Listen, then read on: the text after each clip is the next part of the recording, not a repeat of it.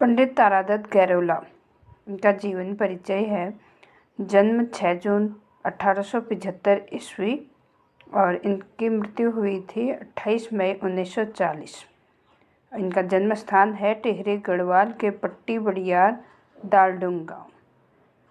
इनकी शिक्षा इलाहाबाद विश्वविद्यालय से अंग्रेजी में एमए व वकील हाईकोर्ट की परीक्षाएं उत्तीर्ण की थी। वर्ष 1901 से देहरादून में वकालत आरंभ की। वे 1901 में ही गढ़वाल यूनियन नामक संस्था के मंत्री चुने गए। 1905 से यूनियन की ओर से गढ़वाली पत्रिका, जो मासिक पत्रिका थी, उसका प्रकाशन प्रारंभ हुआ और गढ़वाली पत्रिका के संपादक मंडल में पंडित तारादत्त गैरोला जी शामिल थे। 1906 में वह वापस पौड़ी आ गए और वहीं वकालत करने लगे। इनकी प्रकाशित कविताएं हैं सदेई, मेरी लाडली, फ्योली रौतेली, आरती, जीतू और झुमैलो। इन्होंने एक अंग्रेजी अनुवाद किया है जो हिमालयन फोकलोर के नाम से प्रसिद्ध है। ये उत्तराखंडी भड़वार्तियाँ हैं, उनका अंग्रेजी में अनुवाद है। इनकी एक प्रसिद्ध रचना है सदेई। उसकी कथावस्तु को समझते हैं। सदेई एक पहाड़ी बाला है जो अपने मायके की याद में खोई हुई है। उसकी एक मार्मिक कहानी है और उसी को एक गीत, लोकगीत के रूप में उन्होंने लिखा हुआ है। एक पहाड़ी बाला सदेई, जिसका सारांश यहाँ पर दिया गया है। एक पहाड़ी बाला सदेई जो हर समय अपने मायके की खुद में खोई हुई है, यानी वहाँ की याद में खोई हुए अपने मायके से एक सिलंग के पेड़ के पौधे को लाकर अपने ससुराल में रोप देती है। सिलंग एक पहाड़ी वृक्ष है, उसकी प्रजाति है। वह उस पौधे से भावनात्मक रूप से जुड़ी रहती है। उसे अपने मायके की सहेली मानकर उससे अपनी खुद बांटती है, मतलब अपनी बातें, अपनी जो भावनाएं हैं वह उससे बांटती है। उसे पल्लवित पुष्पित होते देख मायके की यादों में खो जाती है। बसंत की ऋतु आ गई है। सभी पौधों पर कोपले फूट गए हैं। पौधे धीरे धीरे पुष्पित होने लगे हैं। धरा पर चारों ओर फूलों की खुशबू महक रही है। तरह तरह के फूल खिले हैं। सिलंग का पौधा भी फूल कर अपनी खुशबू बिखेर रहा है। पंछी पेड़ों पर गीत गा रहे हैं। हल्लियाँ खेतों पर मस्त होकर गा रहे हैं, तो घसेरियाँ पहाड़ियों पर घास काटते काटते गीत गा रही हैं। वे गीतों से ही आपस में वार्तालाप कर रही हैं। भौरे फूलों के ऊपर मंडराते हुए गुंजन कर रहे हैं। प्रकृति भी खुशी में खिलखिलाकर हंस रही है। ऐसे में सदेई सिलंग के पेड़ के नीचे बैठकर प्रकृति की इस अद्भुत छटा को निहार रही है।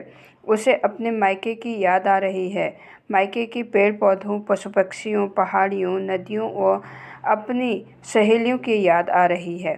वह खुद में व्याकुल होकर गाती है, हे ऊंची ऊंची पहाड़ियों, तुम कुछ झुक जाओ। हे घने चीड़ के वृक्षों, तुम कुछ विरल हो जाओ। मुझे अपने मायके की खुद लगी हुई है। मुझे अपने बाबा जी का देश देखने दो। वह पवन से कहती है कि तू जा और मेरी माँ को मेरा संदेश दे के आ। हे कफू हिलांस, तुम मेरे मायके के गीत गाओ।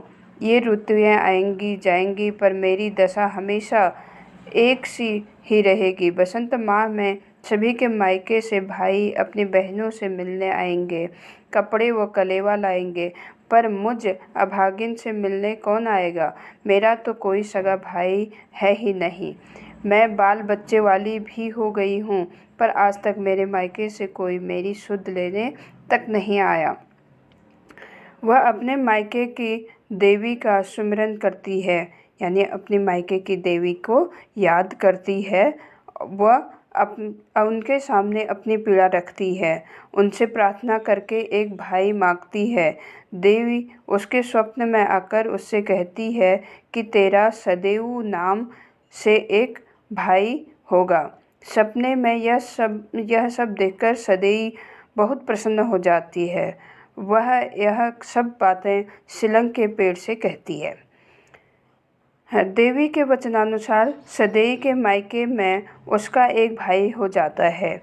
उसके मायके में खूब खुशियाँ मनाई जाती हैं, किंतु सदेई को इस सब की भनक तक नहीं लगती। सदैव बहुत जल्दी बड़ा होता है। एक दिन वह अपनी माँ से पूछता है, माँ, औरों की बहनें अपने अपने मायके आती हैं, मेरी बहन क्यों नहीं आती? क्या मैं इतना अभागा हूँ कि मेरी कोई बहन ही नहीं है? उसकी माँ उससे झूठ कहती है कि बेटा, तेरी कोई बहन नहीं है, बहन होती तो मायके क्यों नहीं आती? उसी रात सदैव को स्वप्न होता है जिसमें वह शिलंग के पेड़ के नीचे उदास एक महिला को देखता है जो राह को ताक रही है। वह उसकी अश्रुधारा रुकने का नाम नहीं ले रही है। उसके पास 2 बच्चे भी बैठे हैं जिनकी शक्ल सदैव से मिल रही है। तभी सदैव की नींद टूट जाती है। वह कहता है, यही मेरी बहन है, मैं अब से उसके मायके अवश्य आऊँगा। और अब वह अपनी माँ से कहता है, सच बताओ माँ, मेरी बहन कहाँ रहती है? मैंने उसे देखा है। जब तक तू नहीं बताएगी, मैं अन्न का एक भी दाना मुँह में नहीं डालूँगा। फिर उसकी माँ सदैव को पूरी कहानी बताती है। वह बताती है कि वह बहुत दूर एक निर्जन देश में रहती है, जहाँ जाना बहुत मुश्किल है। माँ के मना करने पर भी सदैव कहता है कि वह जहाँ भी रहती है, मैं उससे मिलने अवश्य जाऊँगा। सदैव की राह में बहुत सी आपदाएँ आती हैं, परंतु वह सभी आपदाओं को पार करते हुए अपनी बहन के ससुराल पहुंच जाता है। उसे देखकर पहले से ही सदैव को यकीन ही नहीं होता, किंतु सदैव पर अपनी शक्ल सूरत देखकर वह बहुत प्रसन्न हो जाती है। उसकी खूब आवभगत करती है, अपने इष्ट को धन्यवाद देती है। फिर सदैव उसे अपने सपने वाली बात बताता है और कहता है कि आपसे मिलने के पश्चात मेरी सारी इच्छाएं पूर्ण हो गई हैं। वह उसे अपने साथ लाया कलेऊ और कपड़े देता है। बच्चे मामा को देखकर बहुत प्रसन्न हो जाते हैं। यह एक लोक कथा है। इसी लोक कथा पर आधारित पंडित तारादत्त गैरोला ने सदैव